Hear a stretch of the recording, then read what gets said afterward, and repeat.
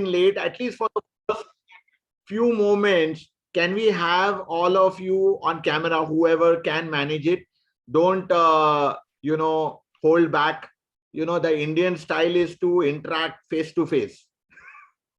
Unfortunately, we are in times where anyways we are separated by distance, but hopefully not in any other way.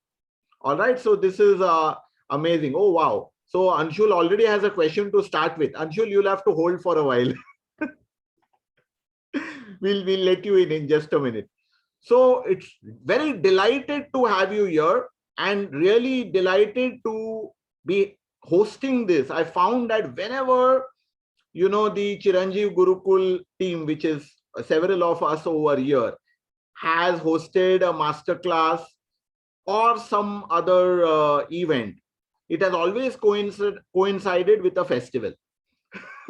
So no surprise that we have the blessings of Shakti and Devi Ma for our session as well.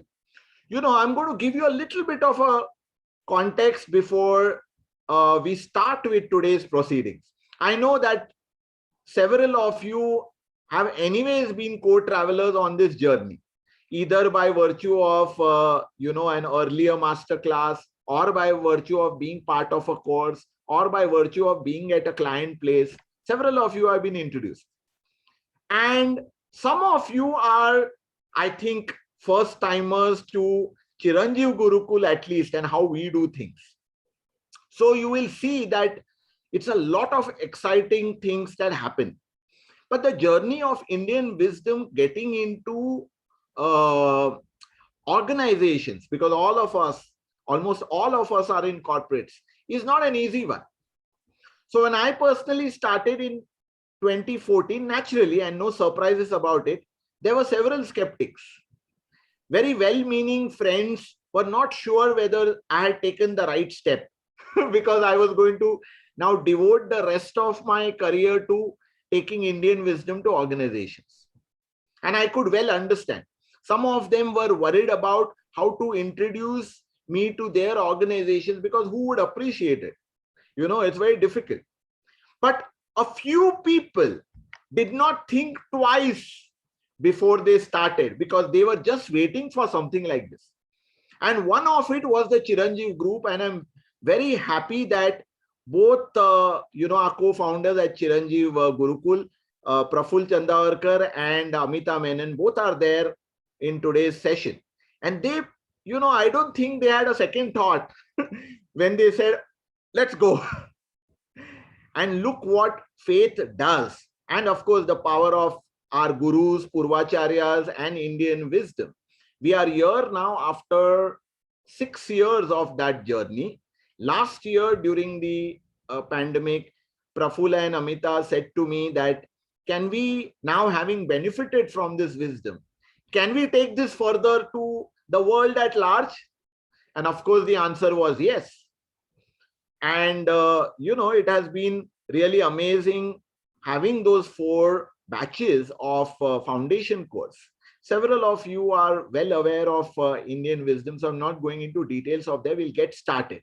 But I wanted to just tell you how to convert adversity into an advantage is actually the start of Chiranjeev Gurukul itself.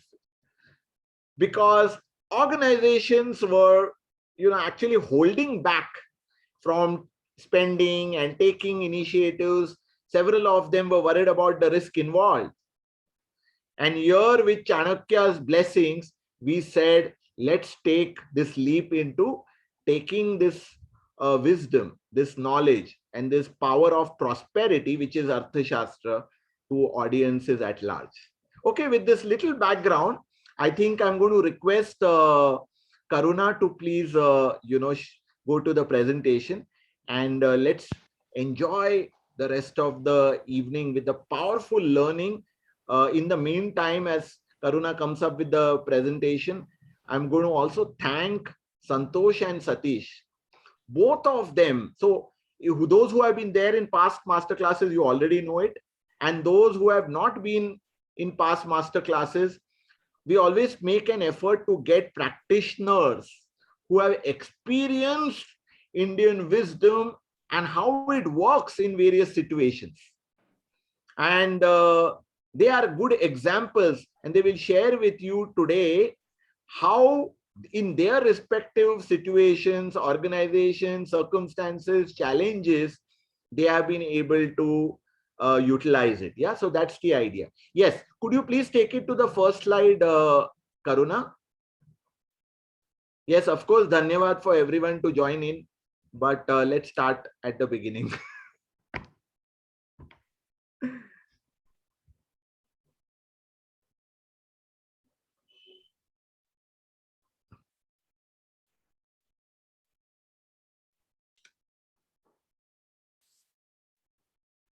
No, you are going slide by slide. You'll have to go to the first slide, please, Karuna.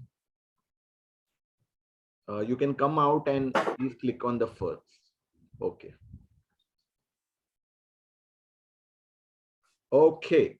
Yes. So you can go to the next now. Converting adversity into an advantage. Let's make a start. There is a small window that comes. See if you can just close it. I don't know. I've never seen it on Zoom earlier, but it is. Yeah, it's gone. Thank you. Yes. So we start with something which will give you an idea of what Arthashastra is about. And Chanakya said, forgive me, friends, that I don't know what that little window is, but nevertheless, I'm reading out to you. I don't know where that's coming from. Okay. So Chanakya is the same as Kautilya. Kautilya was his popular name as one who has written Arthashastra, who authored the science of governance called Arthashastra. And look at the very first sutra that we are covering here. It says, Artha eva pradhana iti Kautilya. Artha mulo hi dharma kamau iti. So what does this mean? This is to tell you that, all the sutras are in Sanskrit, and we translate it to give you what is the gist of this. Artha, indeed, because there's no direct translation for Artha, I'll come to it. Artha indeed is supreme, says Kautilya. And both dharma and kama depend on Artha. Now you may say, okay, now look at how in India we know so much about modern management, but we may not all be familiar with these three words: dharma, artha, kama. So in Indian wisdom and our Shastra at large, there are 4 goals. Several of you will know. I'm just going to highlight it again. 4 goals of human life. They are dharma, artha, kama, and moksha. Dharma is learning to live a life of purpose, of righteousness, learning all the basics for it and establishing that in the first stage of your life. Of course, it continues through your life. Artha is with that foundation of virtues, values, purpose, then beginning to generate livelihood. Please hold, go back. Then generating a livelihood, which is artha. Of course, artha over here also means having then started with your livelihood, you also generate it for the benefit of society. Kama is then the fulfillment of some of your ambitions. So that's the idea of kama. Kama is not merely what we use it as lust. Kama also is desires. Kama also is ambitions. Kama also is aspirations. So what is Chanakya saying? And the fourth, of course, is moksha, which is an outcome. So Chanakya is saying, look, you want to achieve dharma, you want to achieve kama as well. But please remember, even to fulfill your purpose, you need artha. Even for indulging your aspirations, ambitions, you need artha. So this tells you sufficiently that even though Chanakya was an acharya, a guru, he was also a great strategist. And he said for India as a kingdom, as a nation, Artha is extremely important. And hence Arthashastra. Okay, so I thought we will start with that. You could go to the next. Now, who is a true leader? And I find it interesting that while in English, my dear friends, we have only one term for leader, which is leader. It's hard to find other terms. Of course, you could try captain and things, skipper and things like that, but they don't convey leadership. And in India, we have at least 24 terms. Here are some of the terms popularly used in our Shastras. So there is Jitatma, there is Swami, the feminine of which is Swamini. There is Rajarshi or Rajarishi, and you could also call it Rajarishika. Whether there have been any in that particular class, perhaps not. Shriman Yogi, the feminine Yogini. Then there is Mahanta, even though popularly used for spiritual side, but Mahanta is also a leader. Then there is Nayak, the one who creates, implements, executes policy is Nayak. And there is Atmavan, which is again a gender neutral term. What do they all imply? They all imply two things. So this is the first lesson, dear friends who are new to Indian wisdom must capture. That a true leader is one who conquers self, and a true leader is one who pursues a noble purpose. I repeat, we'll speak a little bit about purpose in the next couple of slides. But a true leader is one who conquers self, not a one who has got hundreds or 500 followers. That's not leadership. You may have, but that's incidental. Are you one who has conquered self? And how to conquer that also we'll speak briefly about. And the one who has a purpose. But what kind of purpose? Next slide, please.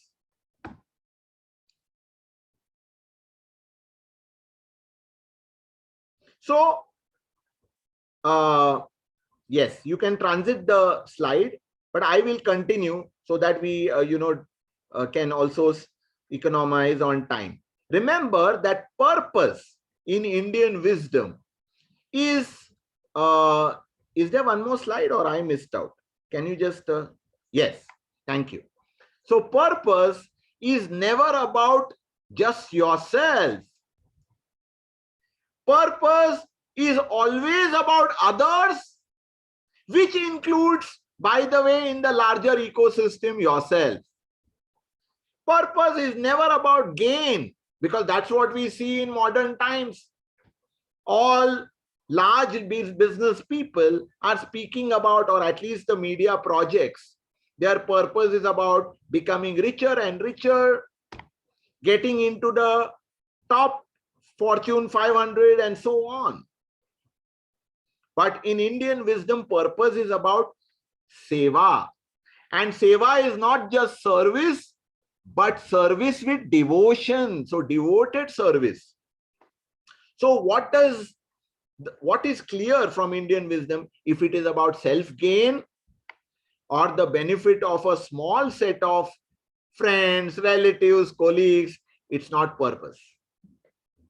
It is probably a goal, a target that you set for yourself, which is okay. But that's not a purpose of a leader. So please remember this: conquest of self and having the right purpose, which is always about others. Next, please. Yes. Now, what does conquest of self mean? You may wonder, because several times conquering self, what are we talking about?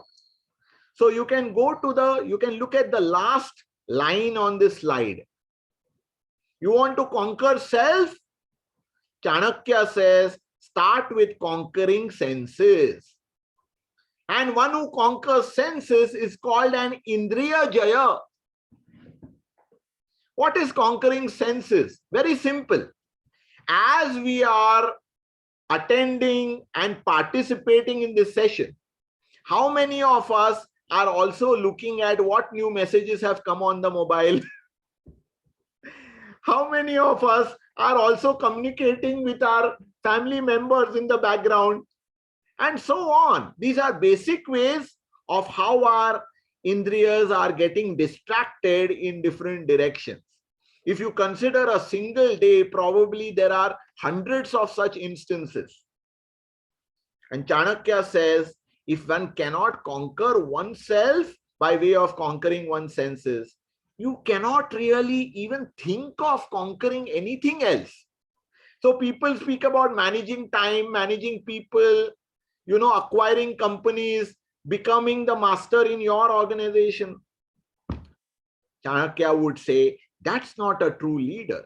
But once you become an Indriya Jaya, I'm giving you an overview of one of Chanakya's greatest insights, that all organizations, any size, anywhere in the world, whether business or social service or education or police or army or parliament or UN, all can be looked at in 7 constituents. They are Swami, which as we mentioned is the leader, Amatya, who is the deputy. All managers are called Amatyas, and you will hear this as examples from both Satish and Santosh of how they have applied some of these concepts in their organization. So Amatya is the manager. Janpad is the customer. Durga refers to infrastructure, both physical and digital. The next one is finances or treasury, which is called kosha. The next is danda, which is the rest of the organization, that whole team. And there is mitra, mitrani being the plural. Mitra refers to our other stakeholders, our allies, our associates, our suppliers, our vendors, our dealers, our consultants, our investors, our government license, and so on.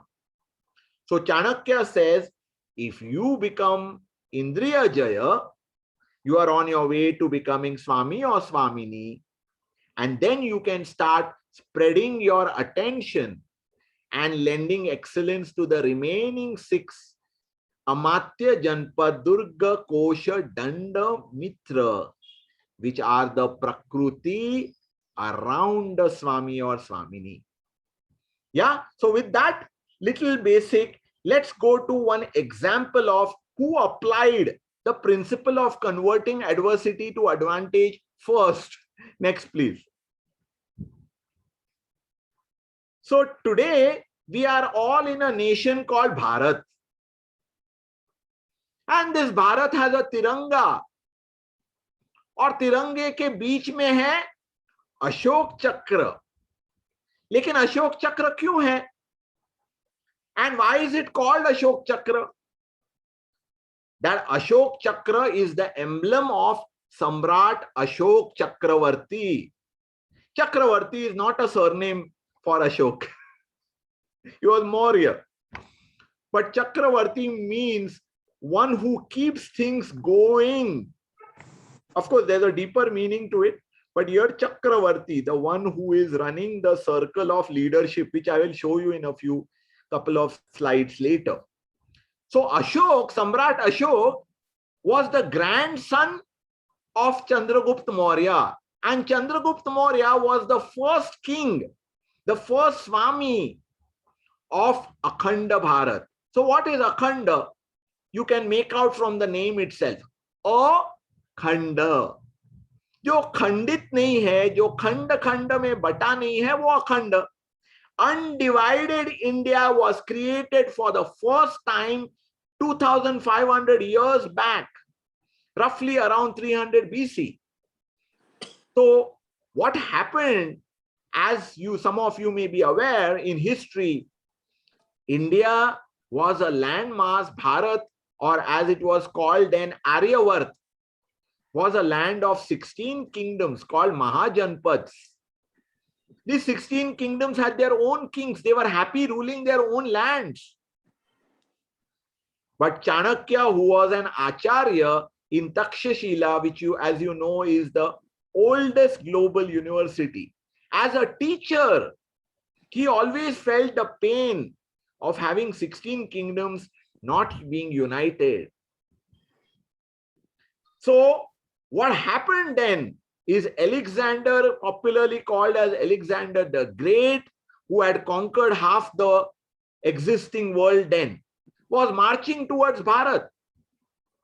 And he was going to invade anytime. And Acharya Chanakya saw this as a great adversity, a great challenge which the country would face. Now, Chanakya, being a teacher, neither had the power, nor the army, nor the weapons, nor the money to begin with, to do anything about it. But he did not think that should stop him from his objective of uniting India. He saw this as an advantage. Because when external enemies attack you, then people get together and feel patriotic.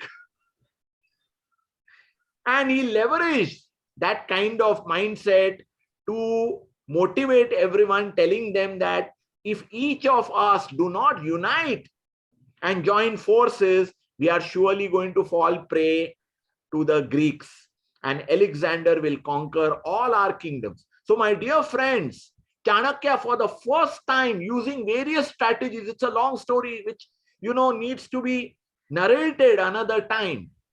For the first time, he was able to bring together the forces of literally all the kingdoms, and use those forces against Alexander's army, frustrating them. Alexander marched back, passed away on the way.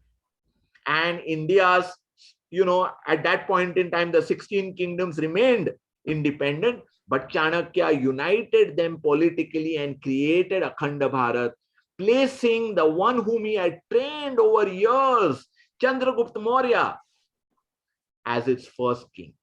So here is how converting adversity into advantage was seen very powerfully at the highest level. And how it became a further advantage, it gave us Arthashastra, the science of prosperity, my dear friends. It is the world's largest compendium of leadership and management principles.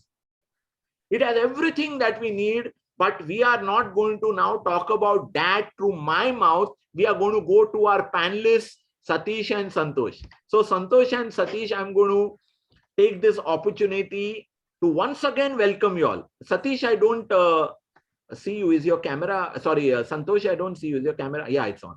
Okay. I'm here. Yes. So welcome once again and namaste. Thank you so much for agreeing to be part of this. Absolutely. So yes. It is my honor to be part of this initiative, and really thankful to you and the Gurukul team for inviting me for this. Great pleasure.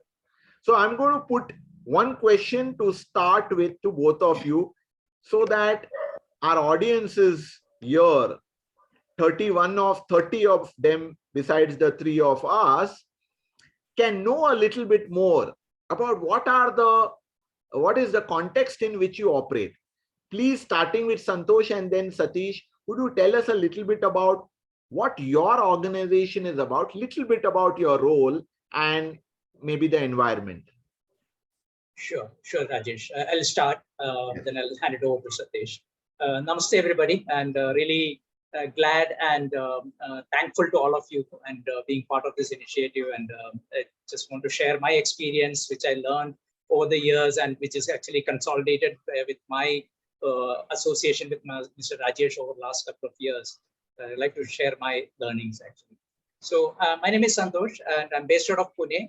I'm the founder managing director of an organization called Constellation Consulting Group. We are into IT consulting services, and our headquarters is in Dubai, but I'm physically located in India, Pune. And our team actually spread across almost 8 countries, including India, Egypt, Turkey, UAE, London, Lebanon, UK. There are various countries. And they come from around 12 different nationalities. So it's a mix of resources that we have, mix of team that we have, and customers are spread across around 12 to 15 countries. So it is actually an interesting experiment or learning for me as well, how I can take this Indian wisdom across the cultural geographical boundaries actually. So it's a wonderful experience. And coming to Mr. Rajesh's question, so my role is basically, as I said, I'm managing director. I'm looking after the business in India and some of the neighboring countries. Plus, also I'm actually wearing the hat of a chief operating officer for that entire group. And we are a team of 120 consultants sitting across, as I said, around 12 countries. So I'm managing the entire operations, including HR, which is very close to the employee relationship and employee engagement. And also the finance, IT, legal, I'm looking after that entire team for that operation side. The team, when I talk about my team, as I started with, actually, it's around coming from 12 different countries, 12 different nationalities, various cultures, various background. We usually classify them to 3 different buckets. One is actually purely technicians or technocrats who comes with engineering and technology background. The other pool is basically domain experts, either industry experts like public sector or banking or telecom. The third is basically a combination of these two, what we call the techno-functional consultants, who knows both the technology as to the domain very well. The average team size, as a team experience, is around 10 years. We have a mix of both fresh graduates. Actually, we had a hiring of 10 fresh graduates. We do actually 10 to 20 hire every year. We're not a large organization like Infosys and all, where they do thousands of hires. We do small hires. Actually, we add at least 30 to 40 employee every year. So this organization started 2 years back. We're almost 120 now.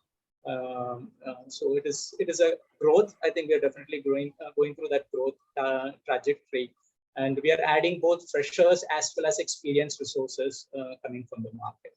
So it's a mix of both actually. So it's across geography, multicultural, multi-geography, multi-talented, kind of experience level kind of resource pool that we have in our organization. Certainly not an easy one to manage, Santosh. It is not easy, but it is at the same time challenging one that makes our life interesting, right? Yeah. If it is easy, there is nothing we can learn and apply, and always challenges are welcome, and that's when we can really practice the learnings from Indian wisdom and move ahead. So very, very excited. Thanks, Santosh. Satish, could you share? I've had a long association with Satish now, goes back 6 years, and Satish is absolutely amazing person to listen to. He's been silent all this time, so we must get him to speak. Welcome, first of all. Thanks, Rajesh, for such a kind of opportunity to meet very bright and brilliant people, including Santosh. So I'm working in Infinix Services. Infinix Services is a very reputed company in Mumbai. We have several branches. We have a branch in Mumbai, Mape, Hyderabad, and Chennai. So basically, ours is into healthcare services, where the revenue cycle management and the software solutions for the revenue cycle management. The industry within revenue cycle management, we have several industries. The industry that I manage is basically a pharmacy back office for the long-term care homes in US. So our customers are based out of US, almost all the customers from the revenue cycle management. When it comes to this pharmacy back office operations, these are the drugs that needs to be delivered for the old patients who are from the long-term care home. So when the doctor visits these patients in the long-term care homes, he writes the prescriptions, and those prescriptions will be sent to these wholesale pharmacies, which we call this long-term care pharmacies in US. They need to do all the data entries, filling the drugs in the system, and then the actual shipment of the drug can happen. So this is a 24/7 operations that we run. So in the pharmacy business, we have almost 500 plus people, and Infinix as a whole, we have 3,000 plus employees. So it's been always a wonderful opportunity. I'm from Chennai. I've never been to Mumbai before, so I came to Mumbai when I joined Infinix, and now I'm becoming a Mumbaiker, including my daughter, I would say. So that's about us. This Wonderful. 24/7 operations, as I told you, with 24/7 operations needs a very meticulous planning, and you need to always know what is coming ahead, because this is a very stringent environment where the drug cannot be delayed. So there are some 30 minutes in that environment as well, where within 30 minutes these drugs need to be filled in the system. So it's a very robust environment that we work in. Thanks, Satish. So, Satish, now I'll ask the second question first to you, and then I will pose a similar question to Santosh. Now, could you let the audiences know a little bit? Now, it's been a longish journey. When did you first get introduced to Indian wisdom per se in a structured way? And what were some of the lessons you took away fairly early, which have stayed with you? Could you share it, please? Of course. So I think I remember 2016 was when first where we had Infinix reaching Rajesh. We had the first session, a structured session. That's when we learned. So there were bits and pieces of Indian wisdom, but we were not always knowing that there is so much already told that can be used for our corporate operations, right? So we were never knowing that. The one and the biggest lesson that stayed with me, Rajesh, is, for a leader, he has to win all the senses, is something that I try to still practice. But apart from that, in the happiness of the subject lies the happiness of the king, and in what is beneficial to the subject is for his own benefit. And this is one important thing that has stayed very strong in me, because even our CEO, Mr. Hiren Kulkarni, he always says that, Satish, it's not about how many projects you complete, how many revenue that you make to the company. Of course, that is a given for any employee, but it's about how many lives you touch. So if you have to touch human lives, ours is a people business. So if you consider yourself as a leader, your interest should be about what is beneficial to the customer. When we say the customer, our employees are our customer as well. So that is one thing that our focus, Rajesh, generally after learning the Indian wisdom is not only focusing on keeping the customers happy, also the employees happy. So that is one of the culture the entire company has imbibed from the Indian wisdom coaching, I would say. And another major impact that the lesson that I had is switching your focus from the problem to the solution. So generally what we do, we see the person as the problem, but we don't see the problem as the problem. So it was a paradigm shift when Rajesh taught us that you need to attack the problem and not the person. And that is also something that that we practice in our company, Rajesh. Wow. Wonderful. And Wonderful. out of everything, you have taught us the Panchang, the qualities of the manager, the objectives, the resources. He needs to know where and when he need to have a backup plan. And more of that, this is what I train my managers as well. Whatever that you want to do many things. That's perfectly okay. You start one thing at a time, but more than starting, finishing what you start is more important than what you start. That is something that you have always stressed on the Panchang. So I tell my team that I want you to build the quality, not to start 15 things. All 15 things are priority, all 15 things are important, but is there one thing that you started and finished? That's what I will talk about. So these are the three main things that have always stayed with us from the learnings. There are many, but then these three things, I would say, always stays with me and my team. Enough for an evening for our audiences, Satish. Okay, folks, I want to say two things before I go to Santosh and ask him, the same question. One is that Satish spoke about quite a few takeaways actually. Now you may wonder that so many that he remembers. Now, one thing that I observed about Satish is that he was always a fantastic learner, like all leaders are. In fact, it was not very uncommon for me to listen to Satish finding a parallel concept in the Thirukurral. So several of you know that, down south, their Chanakya is, Thiruvalluvar, who was, of course, also a saint, a poet, and he composed a very beautiful compilations again of sutras, which is called Thirukurral. So some of you already would know about it. If others do not know and are interested, please get yourself a copy of the Kural. Even Abdul Kalam was a big follower of the Kural. So Satish used to even learn that and share some of his learnings from that. So it came naturally to him, and no wonder so much of it has become a part of his background. So just one thing I'm going to state for clarifying to our people. He repeatedly used the word Panchang. Now Panchang or Pancha Anga is a 5-part framework, which, we won't have the time to cover today, but I want to tell you that's a 5-part framework for successful planning and accomplishment, which Chanakya has given in the Kautilya Arthashastra. And I'm very happy to tell you that several of the people in Indian corporates, at least maybe 100 managers, maybe 200, maybe 300 actually, would have been introduced today to this particular tool and are using it like Satish does. Very powerful. And when people first encounter it, they say, but this is so close to project management.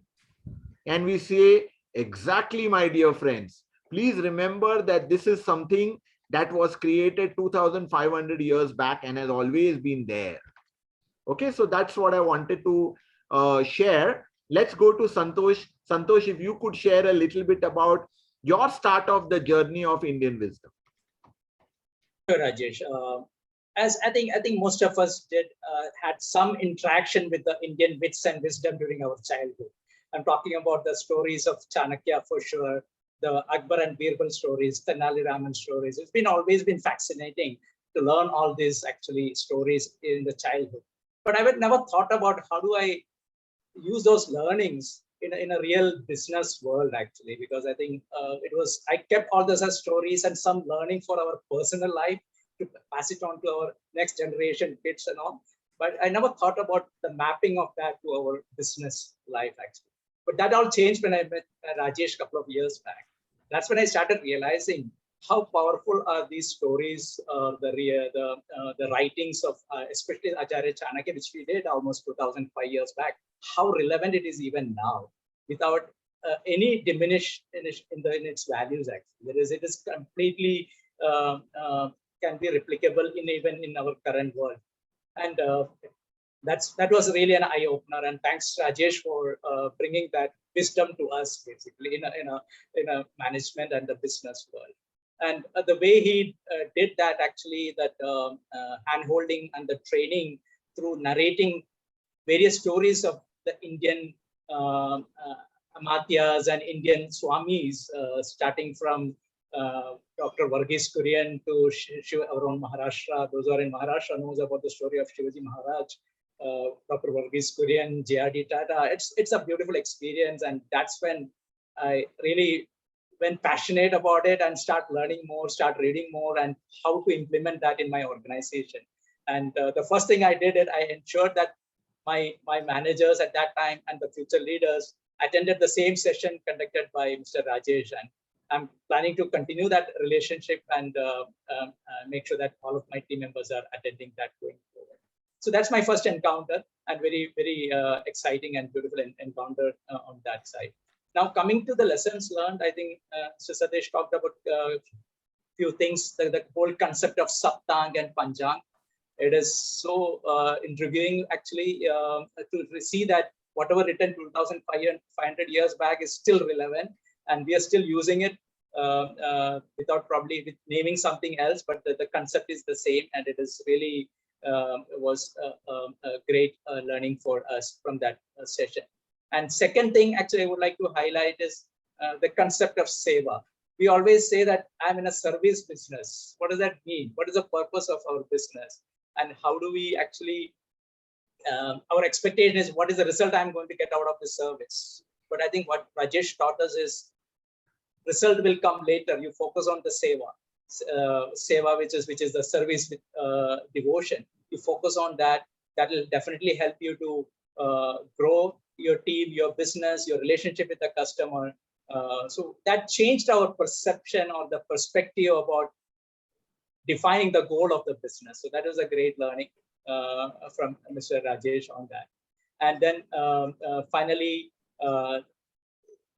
the characteristics of a manager and a Swami, because it is very difficult to separate them or like segregate them into manager and leader in a business or a work environment. Whom do we define? Okay, this is a manager or a leader.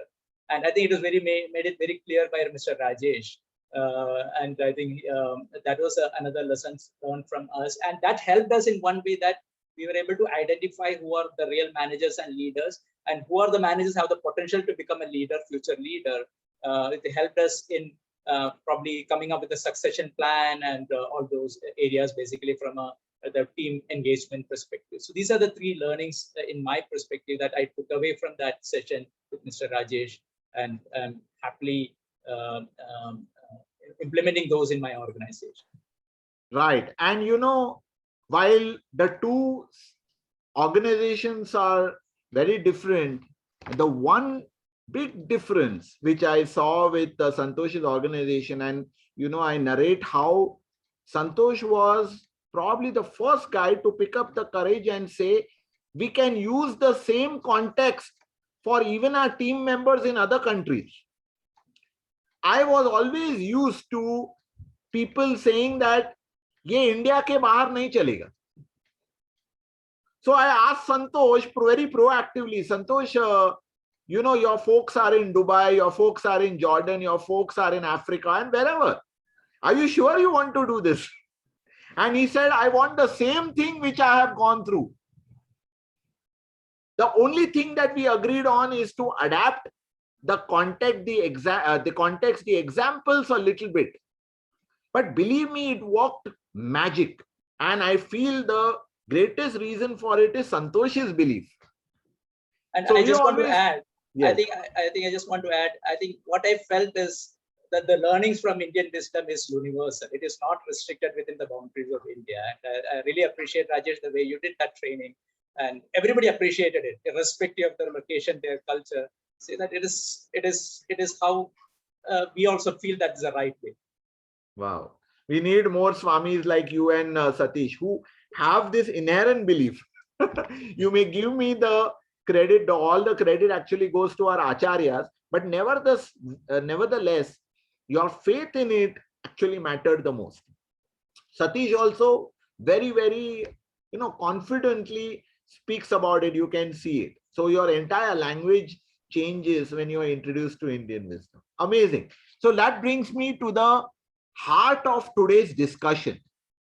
I'm going to request now, Santosh, for you to go first and share. This Indian wisdom is great during normal times, but does it work during adversities? Did you face any challenging times in which you were reminded of what could be applied?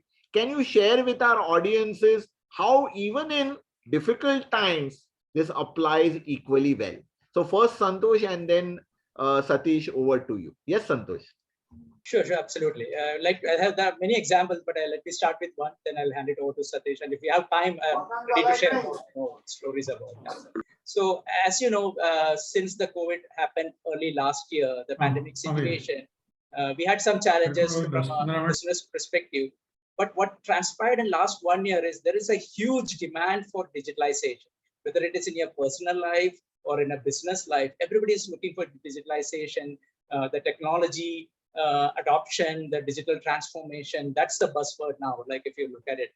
So including the meeting that we have Zoom, for example, it was probably not that widely adopted before COVID, but it is now. Everybody's using it. This is the new normal now. Virtual meetings and all. So that there is a need for technology that has increased during the pandemic time. But I think it also brought us some challenges. After the 6 months of pandemic, the last 1 year has been really tremendous business boost, the growth, because of the need for digitalization across the finance or the sales or the operational domain. So our demand for our service has definitely increased. Actually, we are expecting that there will be some a slowdown and all, but actually it is the other way around. I think we are actually having a lot more business than what it was probably before pandemic. So that also brought up some challenges because of this demand for digitalization. Because as I mentioned, our workforces are digital experts or the technology experts. Their demand has also grown up considerably. And I don't know how many of you are working in this IT field now. They can realize, relate to my pain, what I'm talking about. Finding a good resource, it is basically a nightmare nowadays. Because there is a lot of competition, everybody is pulling one resource. Nowadays, actually, earlier what we used to say is the company used to select employees. Now it is the other way around. Employees used to be now selecting companies because they have 3 or more 4 offers, and they're running around. And we have a lot of experience where we feel that okay, this resource will join tomorrow because that's what he committed. Next day tomorrow comes, he said, sorry, I have a better offer. I'm going to that other company. It is a nightmare situation for last 6 to 8 months. And so what we realized that is, I think probably this model is not going to work, like hiring and building the team yourself. Now let's look at one aspect of that Saptang, which Mr. Rajesh already talked about. Why don't you expand your relationship with Mitra, your partners, your vendors? Because actually we as a company have a lot of business, but we are not able to find the resource at the right time. And because especially in India, the hiring process takes 3 to 4 months. Everybody knows about it. So it is a time-consuming process. There's a scarcity of resources. Actually, there is a lot of competition also in the market. So what we decided is actually we started identifying our ex-employees or those who left us and started their own small companies. Some of them become freelancing. We created an ecosystem of those partners and said that, okay, and because they're small, their challenge is not getting enough business. And our challenge is we have enough business, but we don't have resources. So we felt that this is the right time and build that Mitra ecosystem and build that partner. And we identified around 10, 12 such small teams, and we're able to onboard around 20, 30. In addition to a 120 member team, we have another 30 members working as partners. And that really helped. So this learning of the myth from Saptang and how to utilize at the right time, it is actually, that's what we did in this challenging time. Brilliant, Santosh. So friends, just for those who are uninitiated, the Mitra is one of the strongest concepts of Chanakya. The Mitra is literally an alliance, an ally. Mitra is not a friend. I say in a fun way, Mitra is not one with whom you have a drink in the evening. That's not Mitra. Mitra are those who are your potential and existing allies whom you can mobilize for the benefit of both parties. And that's exactly what Santosh did. So what had Chanakya said then? If you can't do it alone, join hands with a Mitra. Now, the ability of Santosh to, as of course on behalf of his organization, to be able to think, if we can't get talent into the organization, can we find a talent outside the organization with whom we can partner? So how many organizations actually think of this? Not easy. But here is Santosh. And by the way, in Arthashastra, when this work is done around Mitra, we build these Mitra diagrams for people. And some of the people, senior folks here, have these diagrams in their rooms where you say, work out your ecosystem. Who all can be your Mitra? and keep in regular touch with them, because they can be your partners in good times and especially in adversity. Okay, so that's a great takeaway, Santosh. Thanks so much. We'll see if we can get time again for more examples. Sure. Thanks. Yes, Satish, over to you. Yes. So since we are talking about adversities, right? So let me bring in some adversity examples that we had and how we faced actually. So an adversities and adversities, it's extrinsic. You cannot say no to adversity. It just comes when you don't want. But then, first of all, when an adversity is there, you know, the team looks to the leader. If the leader is confident, I would say that half the adversity is already won. Then comes what we are going to do to actually handle the adversity. So out of the Indian wisdom coachings, so there are three things that makes a leadership count. One, you need to be the leader needs to be a role model for the team. He needs to be a visionary, and he needs to carry energy and agility, and he needs to pass on that energy to the team. But third important thing, very important thing, is that success through other strength. So a leader need to know first the strength of his team members and how to succeed through other strength, that is his team members' strength. So I'll give you a typical example how it worked for us. So there was a situation where on one side, so you know that so in long-term care pharmacies, as I told you, there may be situations where suddenly the beds are not getting filled, and hence the pharmacy is not getting enough prescriptions from those long-term care homes. And suddenly a particular customer may come and say that, you have been giving us 20 resources, and I think now the volume is less, and then we need to cut the business out. So this always happens. So there was a situation where a customer wants to cut this business, stop the services. On the other hand, there was another customer who suddenly comes and says that I have a very emergent new project that needs to be done. And there is no company that we have outsourced this project before. This is the first time that we are going to outsource this kind of project. So we want you to learn the project. Nobody's an expert.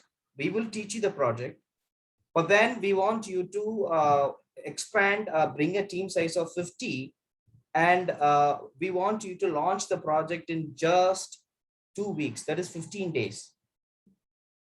So launching a project that you already are not familiar is a very big challenge. So you have some 20 people, but now you have to not only recruit additional 30 people, but you need to, as you recruit them, you need to train yourself and train them as well. Now, the problem why the client is asking for 15 days is because they have some backlog, and it needs to start with a 1 year backlog, and then the project will continue as a business as usual project. So now we had HR who can recruit. We had 20 people from the other project.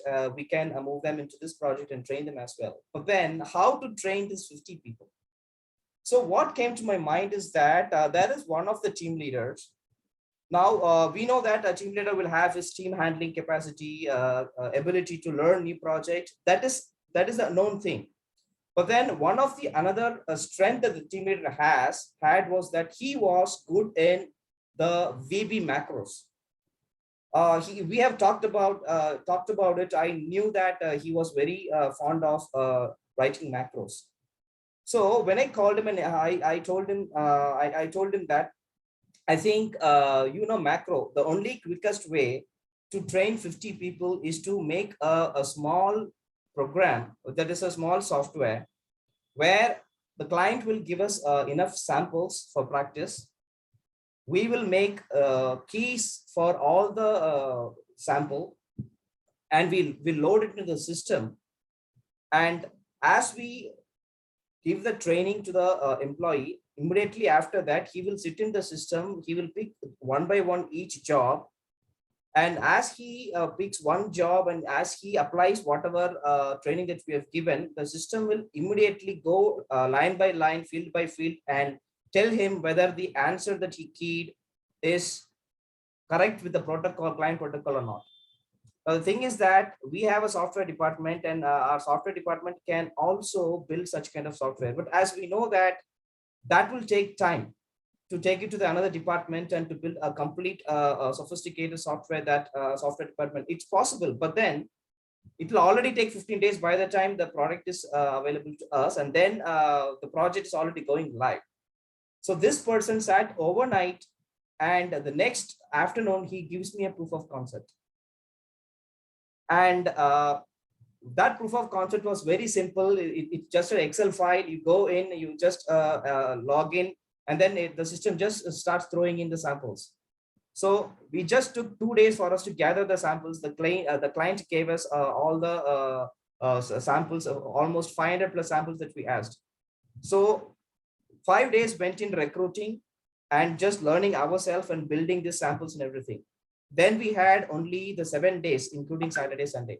So the Monday, I remember we started this training, and then all 50 people at the same time, they were able to get trained, because it's a scalable model that came just within a couple of days, because I was able to know the strength of a team member and put this ideation of that, how to succeed through other strength. So when there is an adversity, so the client also was open, saying that, like, please tell if you're not able to do it. It's completely okay, because this is beyond anybody's capacity to scale to a tune of 15 employees in just a couple of weeks. It's just an ask, but it's okay if you can say no. And 2 things happened. First, my boss, my CEO had belief in us, our team, and my leadership. And likewise, I was knowing my team's strength, and I was able to immediately find a solution in the right time. So a typical example of how can adversity can work into a positive solution. Brilliant. So folks, just to kind of elaborate a little bit more, to throw light, what part are we using? In Chanakya's scheme of things, the leader is not the one with all the answers. While that is obvious in any kind of, leadership, that should be the principle. But in Arthashastra, it is very clear that the Amatya or the deputy can be a specialist and smarter than the Swami, the leader, in many cases, in many situations. So if the Swami or the leader believes, I have all the answers, then you don't utilize the strengths of your deputies. Here is Satish using the learning of, Arthashastra, recognizing that I already know the strength of one of my individuals. Now is the time to both test it, use it, and benefit from it. And I remember this situation, Satish, when you had done it, that in 15 days, something had to go live. Right. And how to bring about training in such a quick time. It's truly a fantastic example, Satish. Thanks for telling us. Now, interestingly, friends, both of you may have, all of you may have realized that both our participants, both our panelists, spoke about very different kind of adversities. This wasn't the adversity of the kind that, oh, we didn't have people died, something. No. Sometimes even having business can be an adversity if you are not prepared for it. And Chanakya prepares us for any kind of adversity, including pandemic. Okay, so very beautifully shared. So I'm going to request now for going to the next slide, Karuna, please. So we'll skip this for now. We can come back to it a little later. Yes, next, please. So what I'm going to do now, my dear friends, is I'm going to share with you 11 qualities which Chanakya refers to as Swami Sampat. Please remember that Swami over here means leader, and the feminine equivalent is Swamini. What is applicable to the male leader is also equally applicable to the feminine leader, or even the third gender for that matter. So these are independent of gender or country or anything. Like Santosh said, Indian wisdom is universal. So Chanakya has given 51 qualities, and I'm very happy to tell you that we will be making these available to all of you. Okay, but today we will be sharing only 11. Let's go to the next one. Okay, so just an overview first, that these qualities fall into a framework which I have used a mnemonic to illustrate, to remember, which is EAST. 4 categories of qualities. They fall under inherent traits, which we say leader is born with. Inherent traits, which can be seen in early times of the leader, sometimes in childhood itself. Then there are energy qualities, which is the E. There is attitude related qualities, which is the A. There are the skills which need to be learned through practice, which is the S. And then there are the traits which are inherent in nature, which is the T. So EAST. And guess what? Please click Karuna. None of this has got knowledge as part of it, because knowledge was considered, pure knowledge is considered as a commodity. Anyone can get it. The focus is on competencies and wisdom. So let's look at 11 qualities one by one. Next, please. And then we'll come back to Satish and Santosh for maybe a couple of questions, and then we come to you, dear audiences. Yes. The first quality which I want to share with you is called Maha Utsao. Now, Utsaha is very commonly translated as enthusiasm in Indian languages. Chanakya does not refer to only enthusiasm. Enthusiasm is a small part. Utsaha over here is energy, zeal, drive, passion, inspiration, which of course also translates into Utsaha, or the common meaning of Utsaha, which is enthusiasm. Okay. Second quality, Ashudra Parishad Ko. Now, Satish gave a brilliant example of this. Now, we know in those times, mantris were called Mantri Parishad. And Shudra Parishad will mean an inferior set of ministers, an inferior set of deputies. Ashudra means not inferior, capable set of deputies. Look, quality of a leader is having and developing good deputies. Isn't it interesting? So it is the quality of the leader to develop. Have people around him the way Satish had. Number 3, Vinaya Kama. Oh, calm is back over here. But your calm is being desirous of cultivating Vinay. Vinay is not humility, but Vinay is discipline. So does the leader actually want to be disciplined, want to develop habits of discipline? I have not found this very frequently in modern management, that do we test for the habit of discipline when we are hiring leaders? Maybe not. Okay, so friends, every 3 leadership qualities will be followed by a checklist. Okay, I'm just showing that to you. We don't have time to go through it, but this is going to be shared with you. So please use it to self-introspect and evaluate yourself. Let me show you a sample. Next, please. So there is a rating scales everybody knows. There are 2 to 3 questions which you are asked based on that particular quality. Please rate yourself. For example, Maha Utsao, I can perform mentally or physically taxing work effectively. Under Ashudra Parishad Ko, I ensure I select people on merit, not on my jaan pehchan, not on my past experiences. Vinay Kama, I prefer to plan ahead of time and stay committed to that plan. If you are the kind who likes spontaneity, doesn't work for a Swami. Okay, these are examples. This will be shared with you, so not to worry. Yes, let's go to the next 3 qualities. Next 4 actually over here. 4th one is called Wagmi. Now, Vak is a very, Tejal, could you go on mute, please? Vak is a very common Sanskrit word for communication, especially the verbal kind. So, Wagmi speaks about eloquence. Eloquence is not about a beautiful vocabulary like Shashi Tharoor. Wagmi is about having maximum impact with minimum words. See how beautiful it is. So the lesser words you use, the better. Not beautiful words.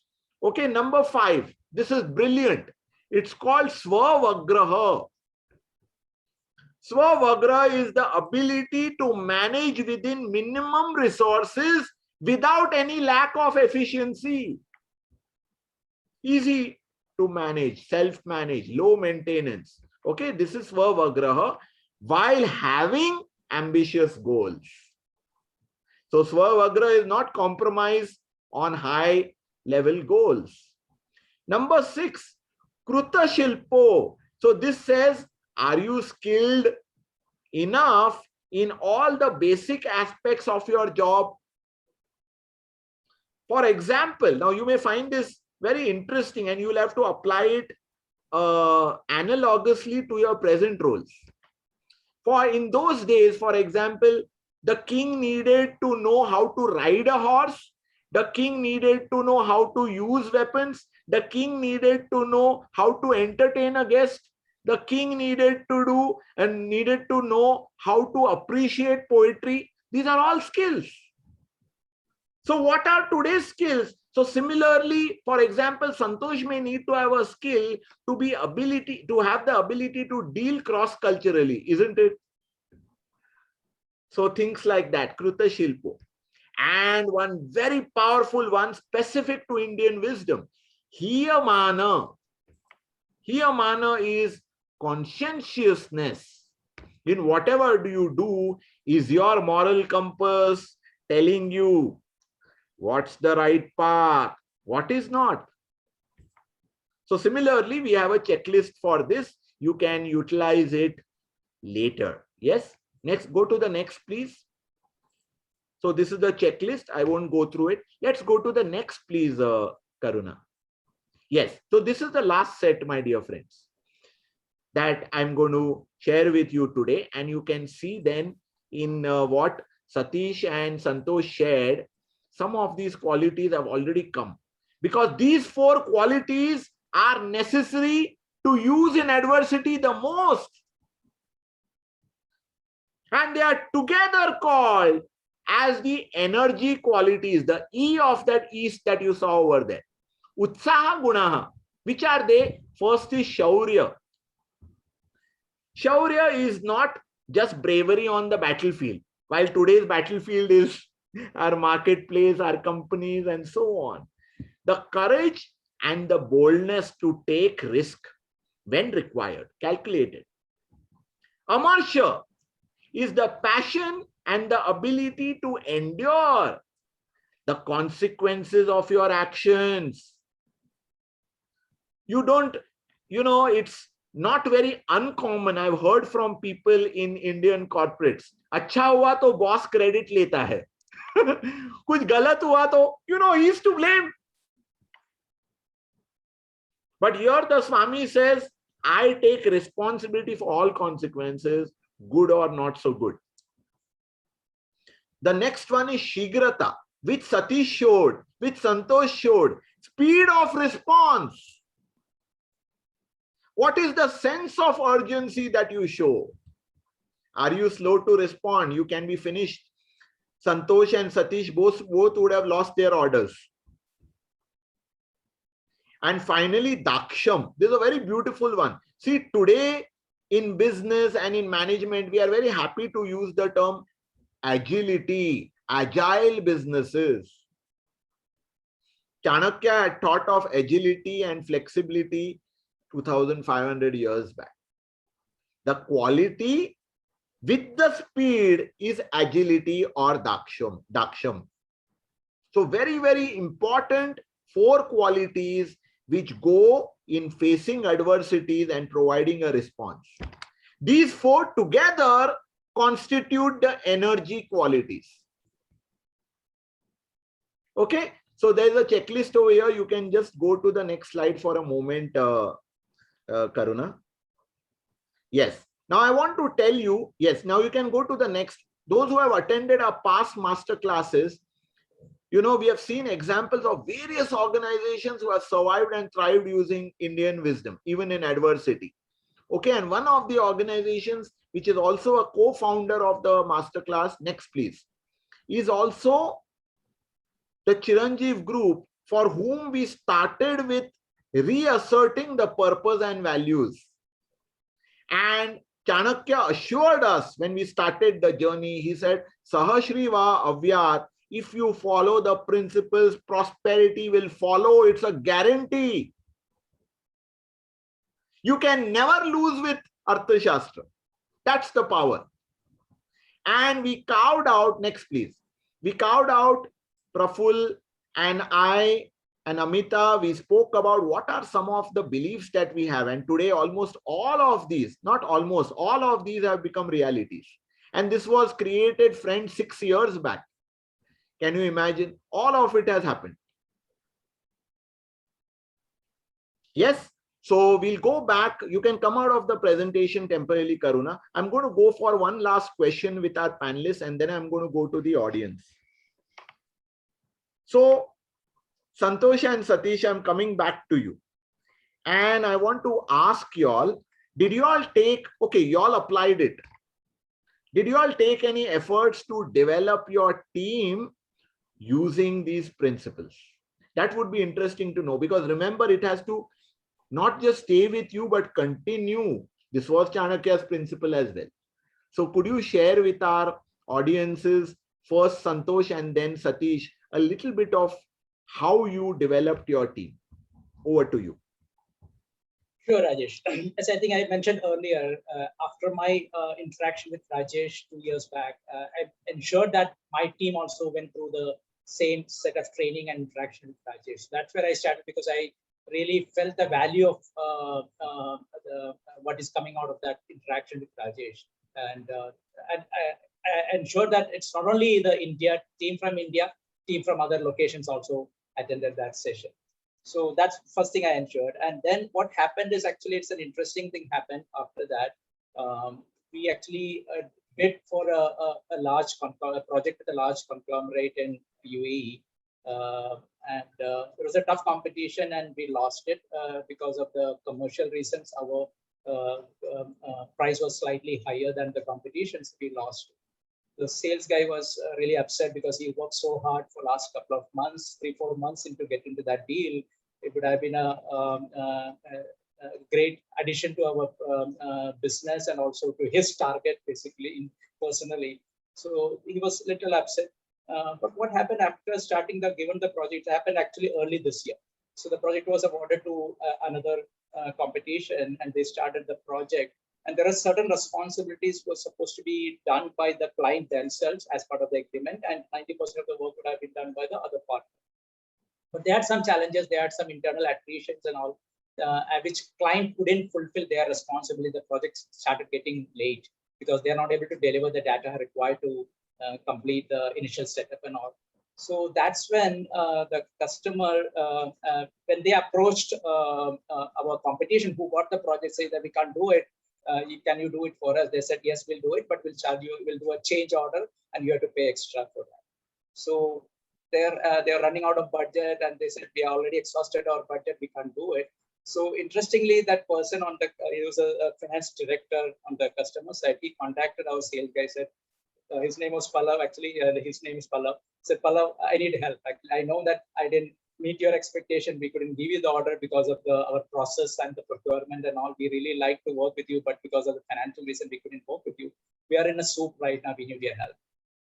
And he asked what help you need. And the customer said, I need some help for next 2-3 weeks, so that if you can give one of your technical guy to prepare the data for the implementer, so that we can get the project going.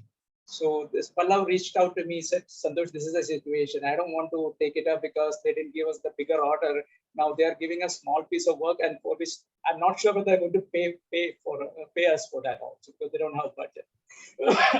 So I asked one question to Pallav. I asked Pallav, you did attend this session with Rajesh. So what did the learning actually you had from that? Since we can probably, and how we can apply that in this particular situation. So then he realized that what I'm pointing to. So basically my message to him at that point was shed your egos, become a Swami. Okay, shed your egos. We lost that deal because of various reasons, but that doesn't mean that our relationship with the customer is ending. Rajesh, if I remember, you talked about that Lexus salesman's example, and it was an apt situation for us, and said, you become a Lexus sales guy now. That's what I asked Pallav. He said, I got the message, and he went back to the customer, said, okay, we'll take it up. And we helped the customer, and we didn't get any payment. And but what happened is, this actually resulted in, actually, because they had multiple projects, multiple geography rollout and all, they invited us for that, and we got that second phase of the project. So this is actually two things. Learning from this is basically, how do you guide or help your team to become the true Swamis? Because shed your egos, don't go after the results, and like pursue the purpose, basically, which Mr. Rajesh said. And finally, it worked out. And second thing is seva. The true meaning of seva will definitely sooner or later bring the results to you. That's what it proved from this. I just want to share. Superb. You know, what I want to highlight over here, dear friends, is what Swamis like Santosh do. You see, you have to also remind Amatyas that you too are the Swami. Are you acting like one? It was a timely reminder for the team member to say, hey, yes, now I recollect what that was. Your seva, when you are doing, you're not asking for return immediately. In fact, you are not asking for the return at all. But the customer remembers, you know, the time that you reached out in his or her challenge. And mind you, they will come back to you. They don't forget. So please don't think of service, which is always at a cost. Think of seva, which initially purely comes out of your devotion for the customer. The customer will give it back to you. Wonderful, Santosh. Amazing to know. Yes, Satish, over to you. And after your response, audiences, we are coming to you. Please start posing your questions already in the chat, and try and take them as many as I can. Yes, Satish. Yeah, Rajesh. So we talked about many qualities of a Swami. One of the unique qualities is also to create leaders. A leader needs to create leaders. Now, why it is very important? Not only for the growth of your team members, not seen that way. Now, there is abundance. So when you want to grasp the abundance, you need to have a abundanticial mindset as well. Now, when will you create leaders? Only if you don't have the fear that what will happen to me. So you should be willing to let go that fear and delegate responsibilities that you think that only you can handle. You should not hold those responsibilities. As you give that responsibility, they got to learn, and they become a second number for you, right? So there is a competition that is there. Yes, of course, there's a competition. But if you don't have that competition, there is no abundance there. Now, how will this help? Now, generally, we will have only a team recruited and maintained only to deliver the project that we have. We generally don't have so many buffers, not knowing what news is going to come and everything. But then suddenly some opportunity will come. So we see when sudden opportunity comes, we see that as a good problem. But then it is a good problem, but it comes with so much pain that, because you know, you may lose that pilot project if you are not capable of delivering it. First of all, that not only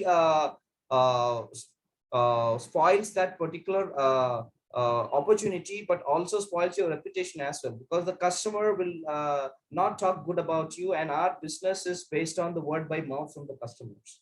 So we believe in the net promoter score, and then losing a project because we did not deliver is not the right thing for the market presence. So because of this, there is always a culture that we have developed, that you need to have a second number. That means your leader, your direct report will not only do his KRA, he will also know something that only you think that you're capable of doing. That way, he is always into your shoes. That then, we had an opportunity where during the lockdown, so we only see lockdown as a loss of opportunities, and of course, we lost a few businesses as well, because the customers lost their businesses and they were not able to uphold those projects anymore. And among that was an opportunity where suddenly we got a lead from a dental customer. So I told you that like we were working for long-term care nursing homes. The dental offices is not in our line of businesses itself.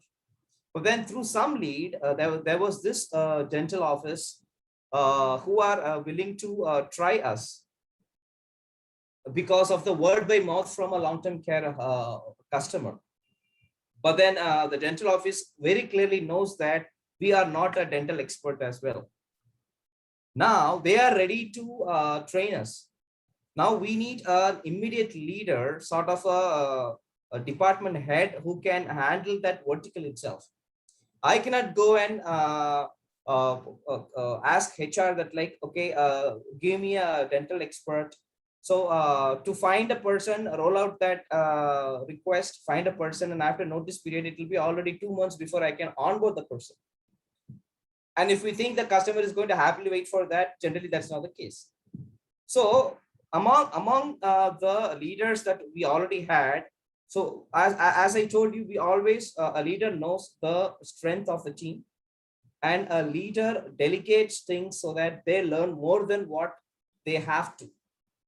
And because of that, we had a couple of people, and I approached them. One of them was okay to take this because this is full night shift versus a rotation shift thing. So he was ready to try it, and I know that I have worked with him closely, and he has seen many things in terms of the profit and loss. Generally, managers are not exposed to profit and loss, but my managers, they know how the profit and loss works for us as well. They even know how the EBITDA for the company works.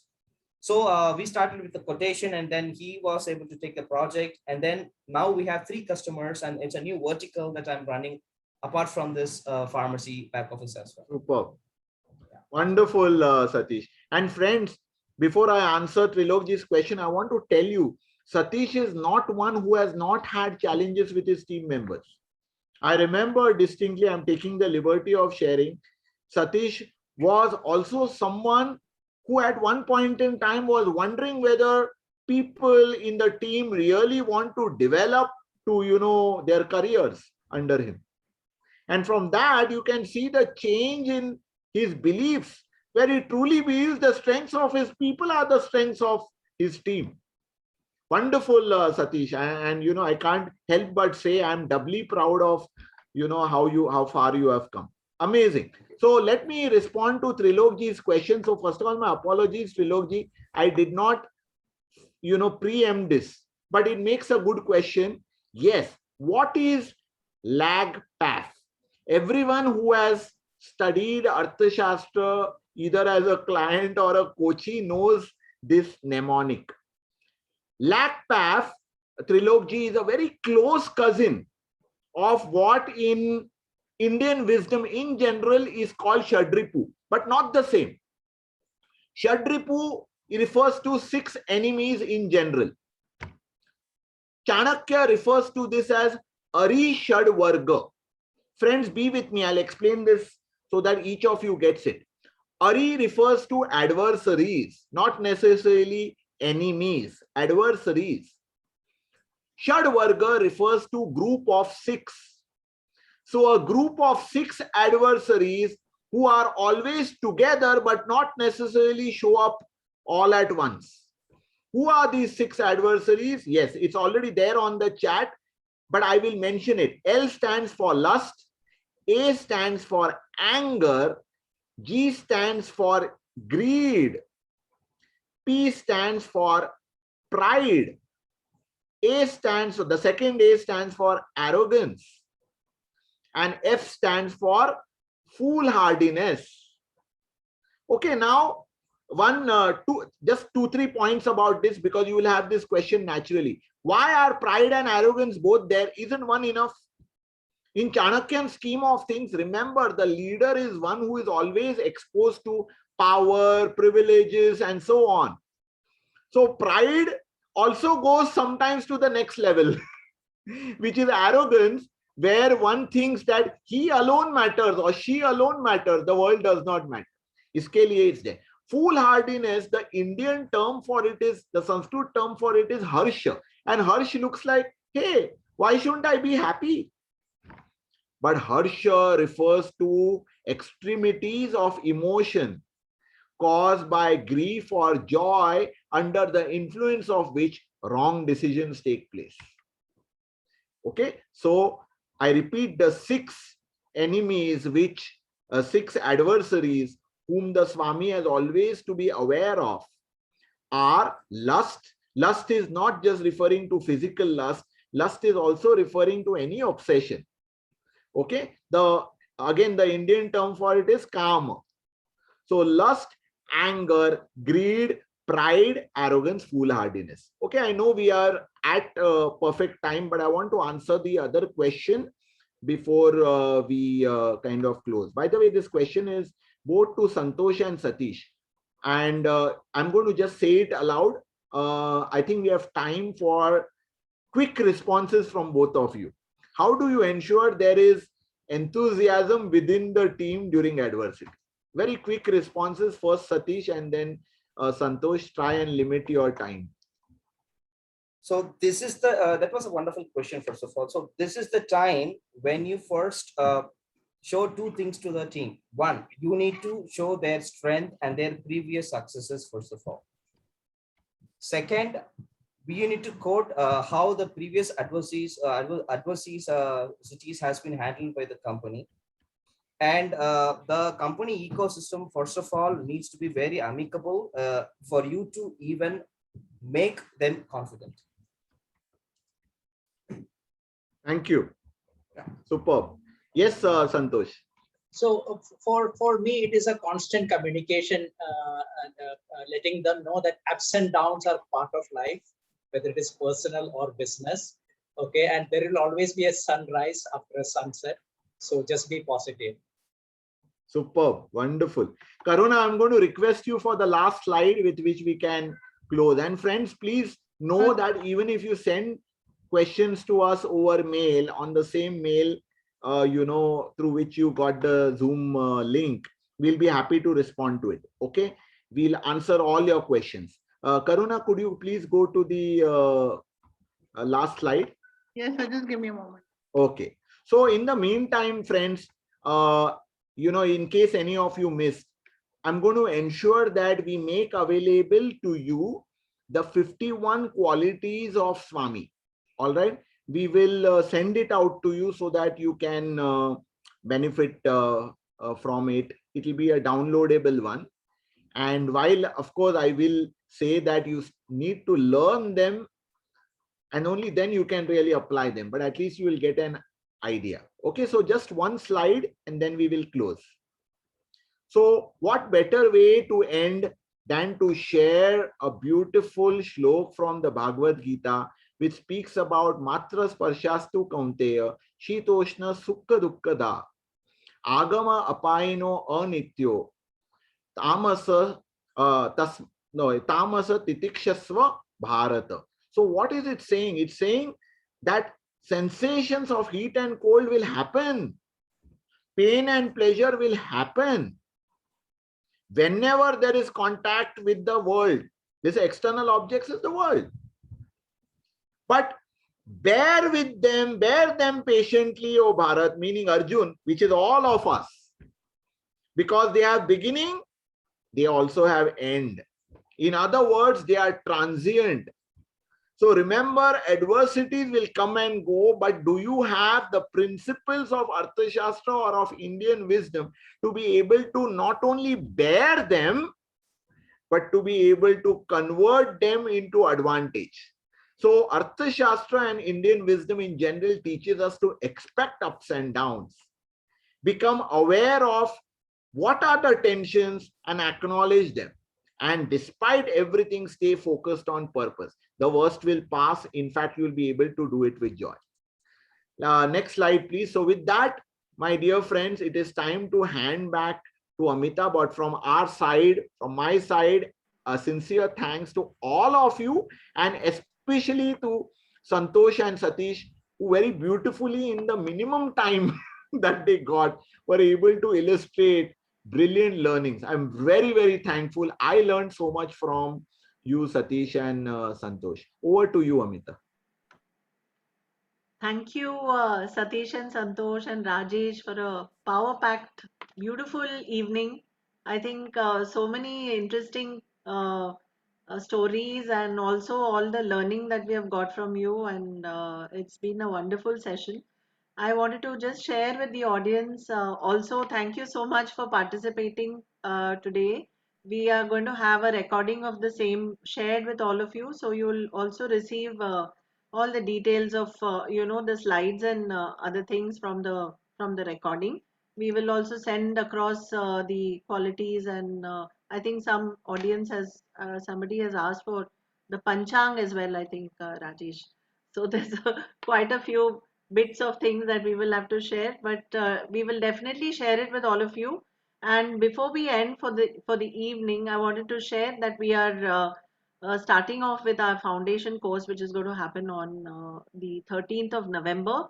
So if you have enjoyed the evening today, and if you think that you have anybody that would want to participate in the longer programs and really kind of partake and also feel that transformation from within, do share the links that we are going to share just now. Karuna has shared, has put it on the chat. So do copy it and please share it across your circles. So I want to just end this evening and want to thank all of you for being here. And I think we can finish today. Do we want to, Rajesh, do you want to say anything? I just want to check whether you want to click another picture, because at the start we didn't have everyone. Okay. So folks, if you are okay with it, can you quickly come on camera I and let's click a request all of picture. you to come on screen so we'll take a photo. Just 5 seconds and we can get done. Yes, whoever can. Anshul, you had a question at the start. I'm going to respond to you separately. Yeah. I don't think you asked it at the end. Yes, wonderful. Karuna, you're taking the picture? Yes, ma'am. I'll just take a picture. Yeah. Thank you. Thank you. I've taken Thank a you picture. all. Thank you all. Namaste. Thank you. Dhanyawad everyone. Thanks so Thank much. you. Namaste.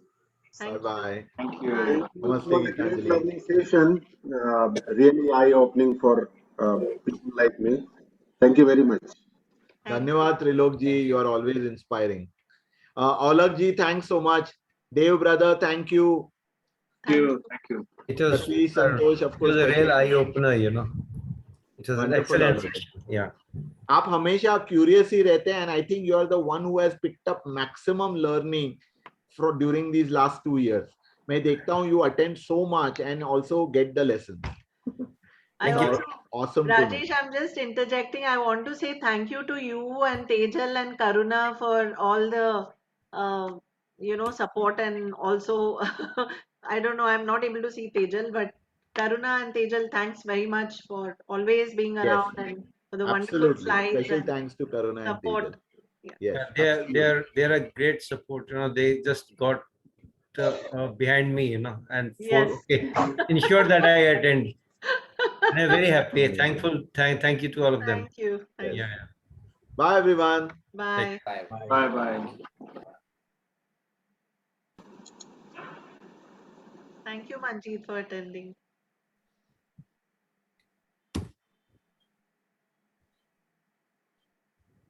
Yes, Vivek, we will get back to you. I think